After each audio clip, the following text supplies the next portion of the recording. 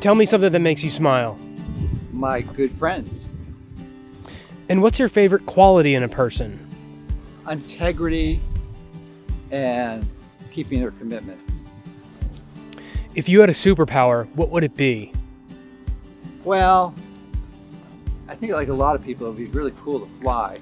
But then if you want to go beyond that, I've been really intrigued with, as I was growing up, like most kids, I've read comic books and like the Green Lantern and more recently the Marvel character Doctor Strange, who can literally control reality, was just pretty mind-boggling. Name 3 things you can't live without. Healthy relationships, great food, and exercise. What's your favorite TV show that you used to watch? That would have to be ER, which is short for emergency room. And was fond of that because the primary physician, Mark Green, who wound up dying and just caused me to cry for many hours towards the end. After it was like 7 or 8 years.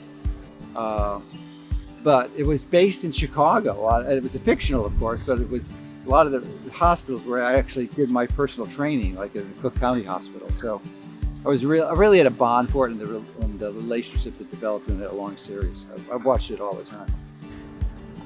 What did you want to be when you were younger? I wanted to be a priest initially, I think, and then an astronaut.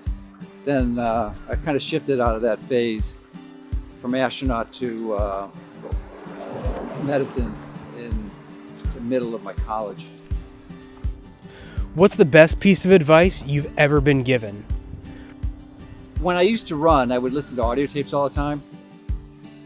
And Nightingale Conant was a series that I purchased many audio cassette series from. And one of them was by David Allen called Getting Things Done. That really helped inspire me to become hyper efficient and organizing my life, and essentially becoming very highly productive. So more recently, there's a book that I read that has been really useful, which is The Gap in the Game by Dan Sullivan, who is a coach, strategic coach for many entrepreneurs. And a really pretty basic, simple principle that is so important is that setting goals, not only setting goals, but it's the timing of the goals, so that it is really important. And the simple principle is to essentially create list 2 things. 1, to list your wins for that day, but to do them before you go to bed so you can remember them. And 2 is to set 3 goals for the following day.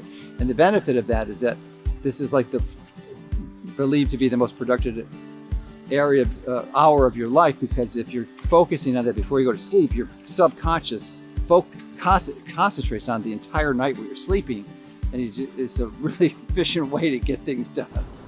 Do you like surprises? I love surprises. Name a movie that made you cry. That one's easy.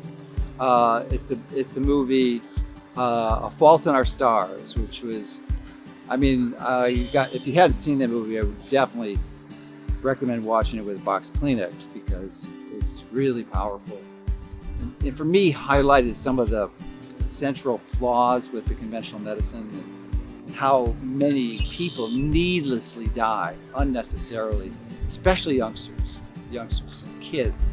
And that book or movie, and that book was written many years ago, at least 6, 7, maybe 8 years ago, and it's only gotten worse since then. The problems that it outlines have only gotten worse. So definitely a powerful movie. Highly recommend.